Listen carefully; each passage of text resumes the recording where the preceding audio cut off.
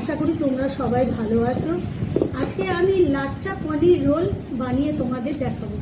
আমি ময়দা নিয়েছি 2 কাপ, আর সাদা তেল, নুন, চিনি দিয়ে ময়দাটাকে হালকা গরম ঈষৎ উষ্ণ জলে মেখে রেখে ডো তৈরি করে নিয়েছি। এবার আমি তোমাদেরকে লাচ্ছাটা করার দেখাবো। আমি একটা গোল লেচিকে বেলে নিয়েছি। বেলে এবার এর মধ্যে একটুখানি সাদা তেল দিয়ে এইটাকে পুরোটাকে সাদা তেল মাখাবো, কারণ এটাকে আমি লাচ্ছা বানাবো। আর উপর দিয়ে একটু ময়দা ছড়িয়ে নেব। ছড়িয়ে নিয়ে এবার এইটাকে দেখো ধীরে ধীরে করে লম্বা লম্বা করে কাট করবে।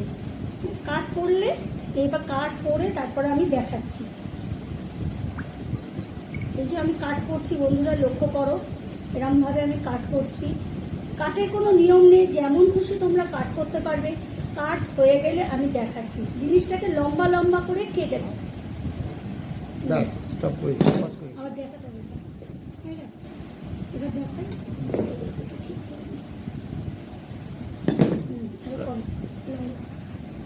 বন্ধুরা দেখো, এই যে যেগুলো আমি কাট করেছিলাম সেগুলো আলতো হাতে তুলে এরমভাবে তুলে নেব।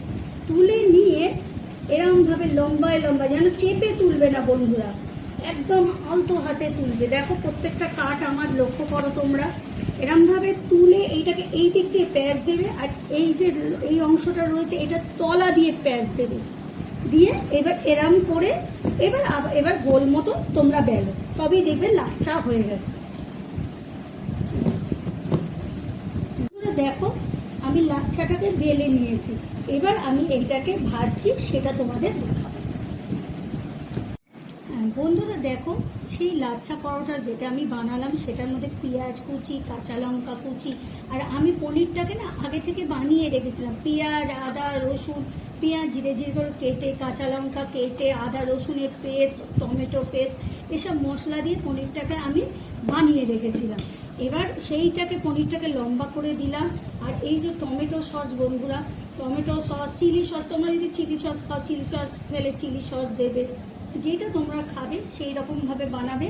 উপর দিয়ে একটু লেবুর রস দেব, দিয়ে একদম বাড়িতে যেমন ঘরোয়া রোল হয় সেরকম ঘরোয়া পনির রোল এবার সেটাকে মোড়াবো।